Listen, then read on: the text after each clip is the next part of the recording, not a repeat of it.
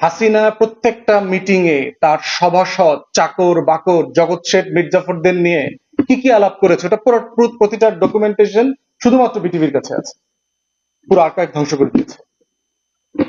স্বাস্থ্য মন্ত্রণালয় থেকে বলে দিয়েছে প্রত্যেকটা হাসপাতালে মর্গ রিলেটেড এএনই রিলেটেড যত ডকুমেন্টেশন আছে সব ধ্বংস করে দিতে, এবং দিয়েছে অধিকাংশ হাসপাতালে জুলাই আগস্টের ইমার্জেন্সির ডকুমেন্ট নাই। যেগুলো আছে এগুলো সর্দি কাশির কফ এগুলো সেগুলো হাবিজাবি আছে।